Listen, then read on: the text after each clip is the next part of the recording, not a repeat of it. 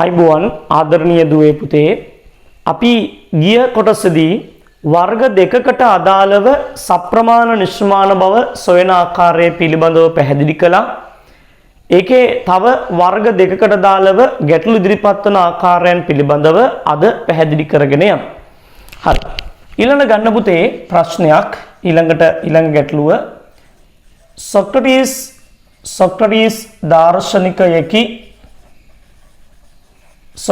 දාර්ශනිකයෙකි Plato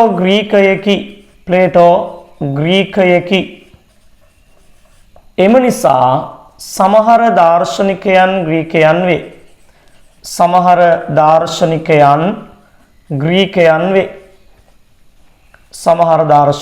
ග්‍රීකයන් වේ.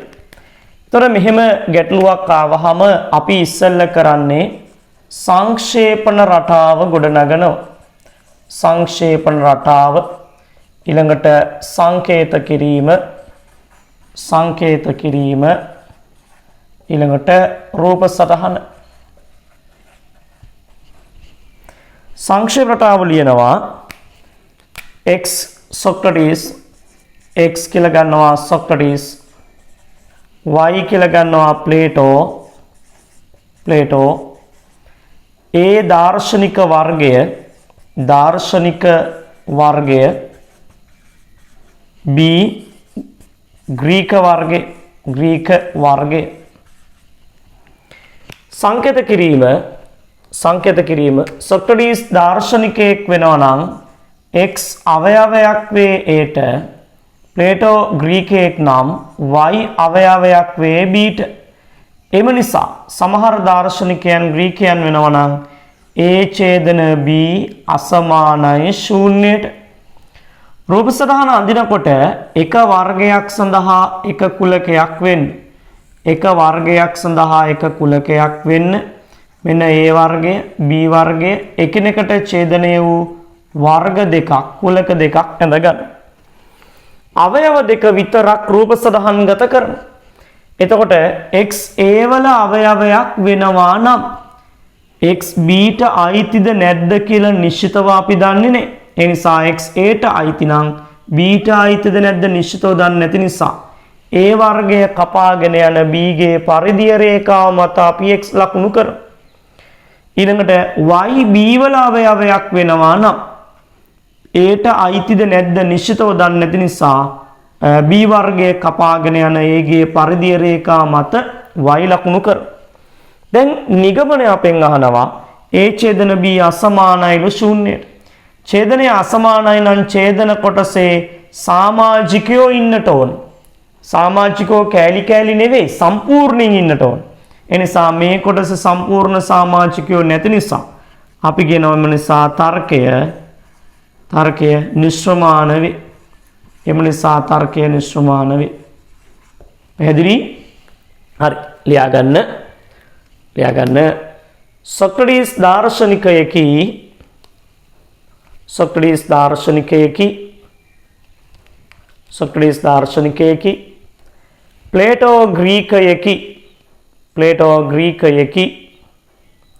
Plato ග්‍රීකයෙකි එම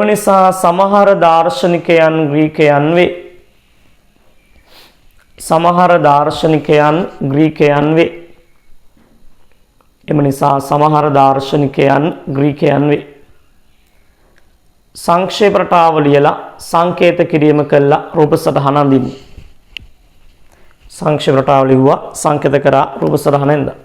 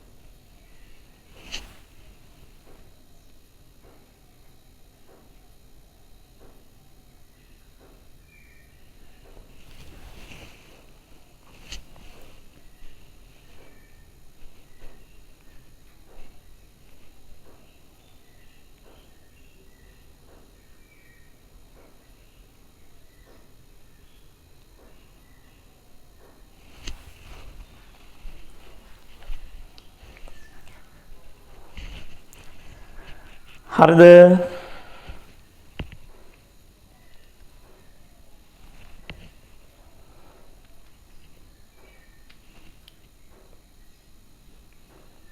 ඊළඟ එක සොක්‍රටිස් දාර්ශනිකයෙක් නොවේ.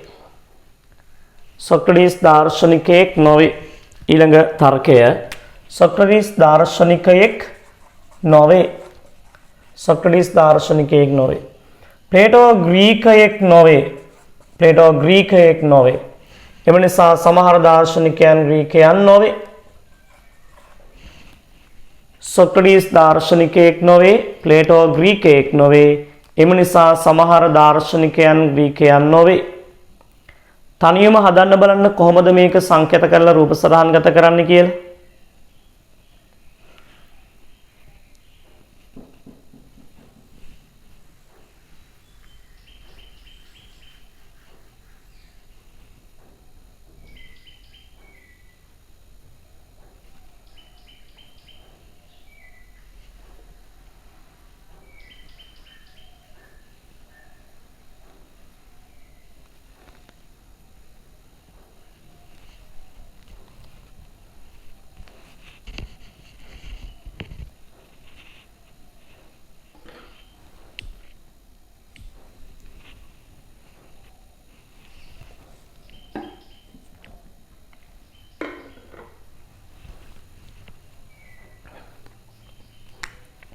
හරි දැන් බලා ගන්න. සොක්‍රටිස් දාර්ශනිකයෙක් නොවේ. x අවයවයක් නොවේ ඒට. ප්ලේටෝ ග්‍රීකයෙක් නොවේ. එහෙනම් y අවයවයක් නොවේ බීට. එම නිසා සමහර දාර්ශනිකයන් ග්‍රීකයන් නොවේ. a ඡේදන b අනුපූරක අසමානයි ශූන්‍යයට. a ඡේදන b අනුපූරක අසමානයි ශූන්‍යයට.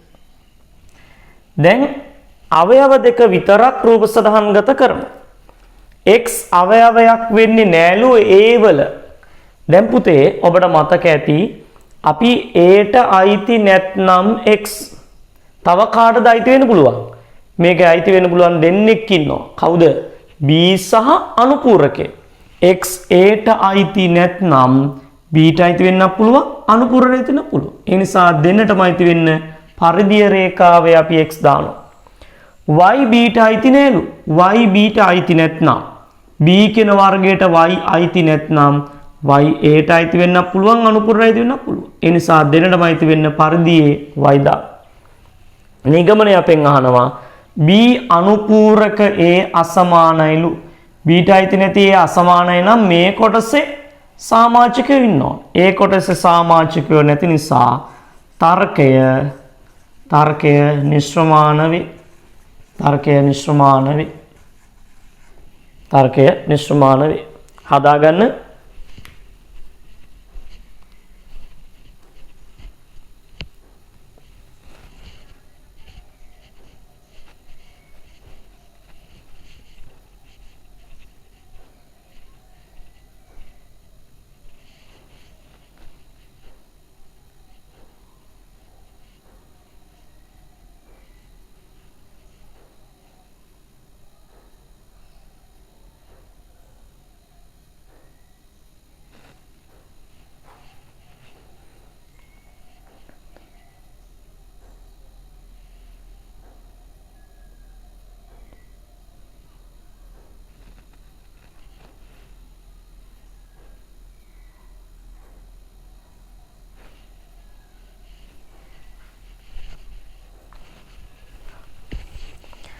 හරි ඊළඟ තර්කය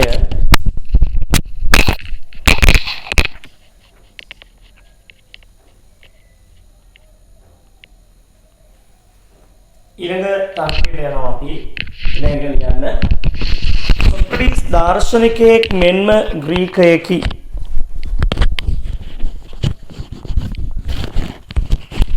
සොක්‍රටිස් දාර්ශනිකයෙක් මෙන්ම ග්‍රීකයෙකි. दार्शनिकेक मेन्म ग्रीकयकी. प्लेटो दार्शनिकेक मेन्म ग्रीकयकी. प्लेटो दार्शनिकेक मेन्म ग्रीकयकी. එම නිසා සමහර දාර්ශනිකයන් ග්‍රීකයන් වේ. සොක්‍රටිස් දාර්ශනිකයෙක් මෙන්ම ග්‍රීකයෙකි. ප්ලේටෝ දාර්ශනිකයෙක් මෙන්ම ග්‍රීකයෙකි. එම නිසා සමහර දාර්ශනිකයන් ග්‍රීකයන් වේ. සමහර දාර්ශනිකයන් ග්‍රීකයන් වේ. සංක්ෂේප රටාව ලියලා සංකේත කරලා රූප සටහන අඳින්න බලන්න.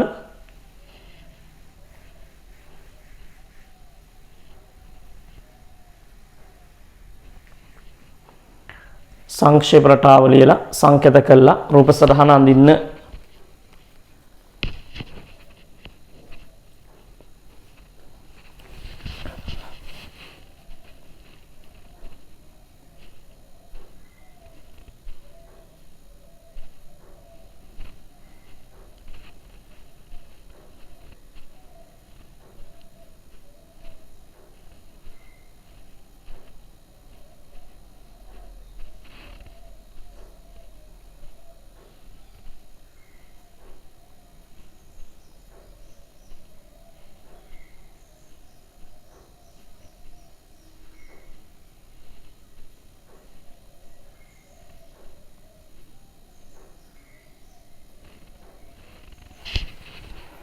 හරි. එතකොට සොක්‍රටිස් දාර්ශනිකයෙක් මෙන්ම ග්‍රීකයෙක්. x අවයවයක් වෙනවා a ඡේදන b. ප්ලේටෝ දාර්ශනිකයෙක් මෙන්ම ග්‍රීකයෙක්. y අවයවයක් වෙනවා a ඡේදන b. එම නිසා සමහර දාර්ශනිකයන් ග්‍රීකයන් වේ a ඡේදන b අසමානයි ශූන්‍යයට. a ඡේදන b අසමානයි ශූන්‍යයට. අපි මේක රූප සටහන් ගත කරනවා. මෙන්න a වර්ගය මෙන්න b වර්ගය. a b එළියේ ඉන්නේ a නොවන b නොවන. එතකොට x අවයවයක් වෙනවලු ab වල a ඡේදන b. එහෙනම් අපි x මේ a ඡේදන b කොටස ලකුණු කරමු. y අවයවයක් වෙනවලු a ඡේදන b. එහෙනම් දෙකටම පොදු කොටසේ y ලකුණු වෙනවා. අපට නිගමනය කියනවා a ඡේදන b අසමානයිද ශූන්‍යයට. යම් වර්ගයක් ශූන්‍යයට අසමාන නම් ඒකේ සමාජිකයෝ ඉන්නට ඕන. සමාජිකයෝ ඉන්න නිසා එම නිසා තර්කය සප්‍රමාණ වේ. එම නිසා තර්කය සප්‍රමාණ වේ. හදාගන්න පුතේ.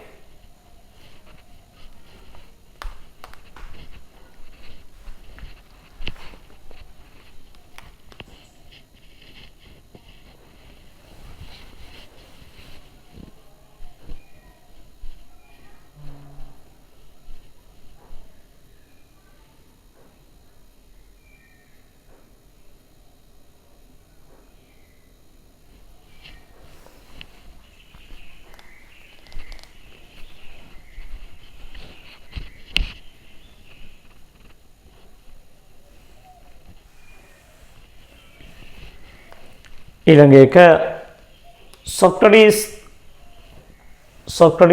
දාර්ශනිකයෙක් නොවන නමුත් සොක්‍රටිස් දාර්ශනිකයෙක් නොවන නමුත් ග්‍රීකයෙක් වේ. සොක්‍රටිස් දාර්ශනිකයෙක් නොවන නමුත් ග්‍රීකයෙක් වේ.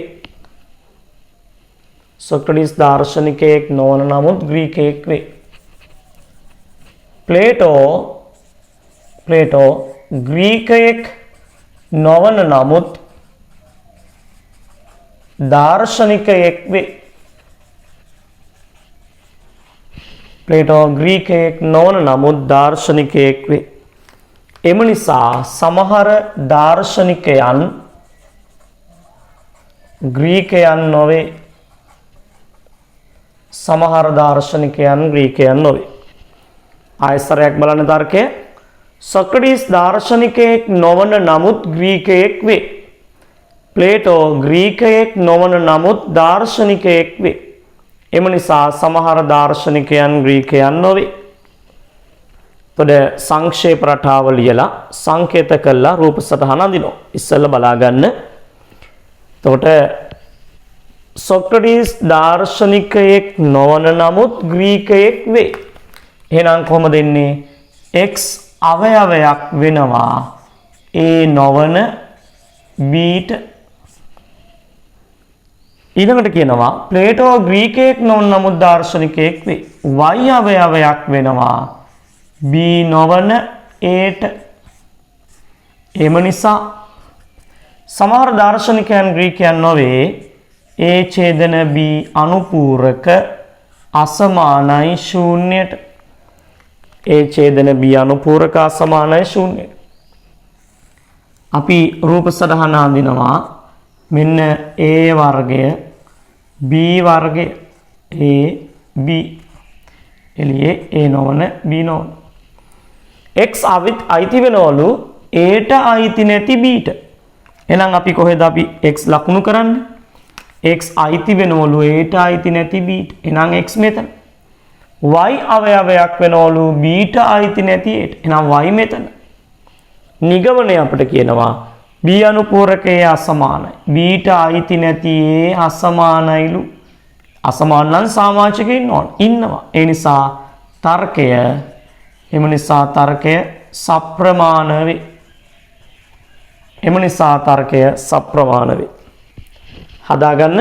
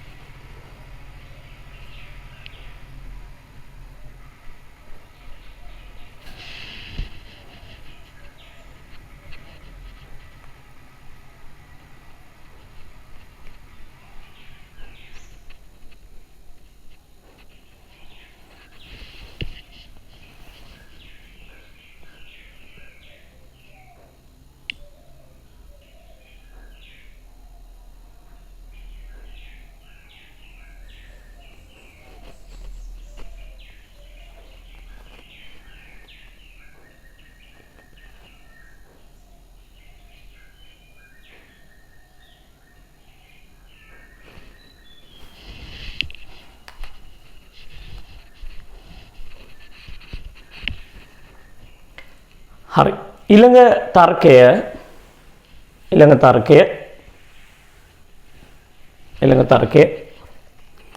සොක්‍රටිස් දාර්ශනිකයෙක්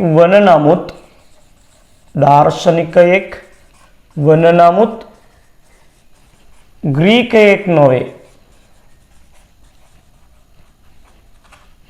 සොක්‍රටිස් දාර්ශනිකයෙක් වන නමුත් ග්‍රීකයෙක් නොවේ.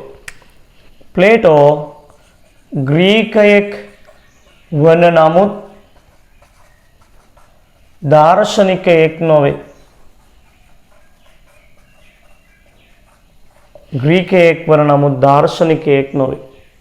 එම නිසා සමහර දාර්ශනිකයන් ග්‍රීකයන් නොවේ.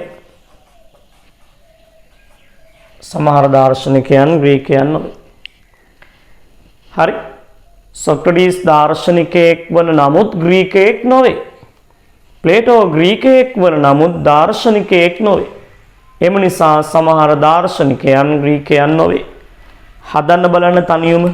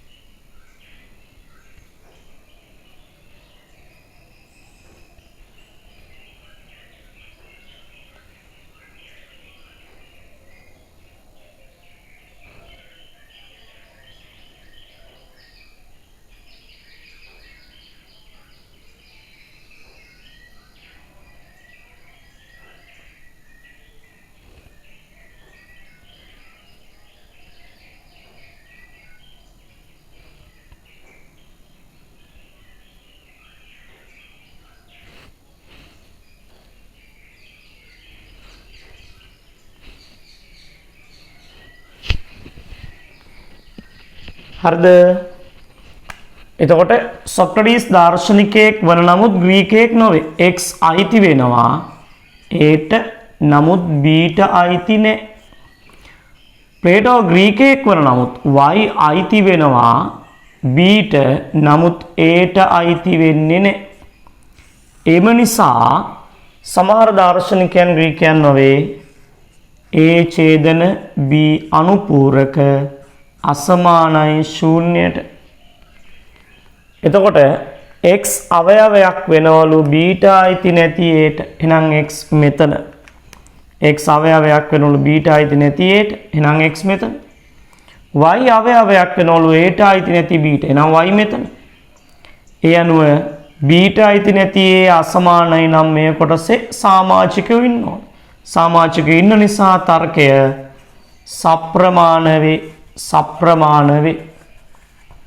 සාමාජිකයෝ ඉන්න නිසා තර්කය සප්‍රමාණ වේ. තර්කය සප්‍රමාණ වේ. හදාගන්න.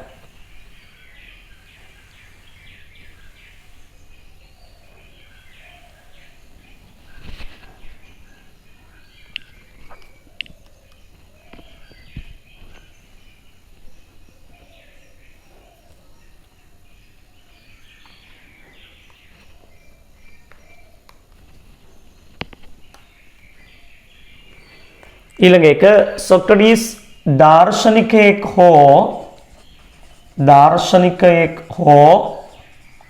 ග්‍රීකයෙක් නොවේ. ග්‍රීකයෙක් නොවේ. සොක්‍රටිස් දාර්ශනිකයෙක් හෝ ග්‍රීකයෙක් නොවේ. ප්ලේටෝ දාර්ශනිකයෙක් හෝ ග්‍රීකයෙක් නොවේ. ප්ලේටෝ දාර්ශනිකයෙක් හෝ ග්‍රීකයෙක් නොවේ. එම නිසා දාර්ශනිකයන් හෝ ග්‍රීකයන්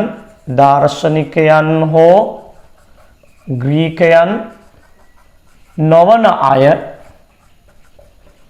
සිටිති.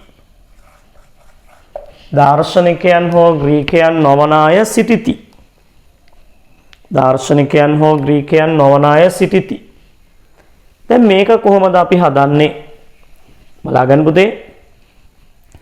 සොක්‍රටිස් දාර්ශනිකයෙක් හෝ ග්‍රීකයෙක් නොවේ. සොක්‍රටිස් දාර්ශනිකයෙක් හෝ ග්‍රීකයෙක් වෙන්නේ නැත්නම් x අවයවයක් නොවේ A මේල B වල. ප්ලේටෝ දාර්ශනිකයෙක් හෝ ග්‍රීකයෙක් නොවේ y අවයවයක් නොවේ A මේල B වල. එම නිසා දාර්ශනිකයන් හෝ ග්‍රීකයන් නොවන අය සිටිති. ඒ කියන්නේ A මේල B අනුපූරක අසමානයි ශූන්‍යයට. A මේල B අනුපූරක අසමානයි ශූන්‍යයට.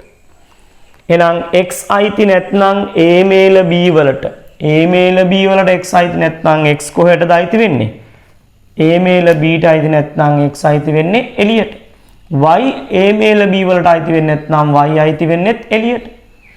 නිගමනය අපට කියනවා A මේල B අනුපූරකය A මේල B වලට අයිති නැති කොටස අසමානයිලු ශූන්‍යයට. ඔව්. අනුපූරකයේ සාමාජිකයෝ ඉන්නවා. එහෙනම් තර්කය සප්‍රමාණයි. හදාගන්න.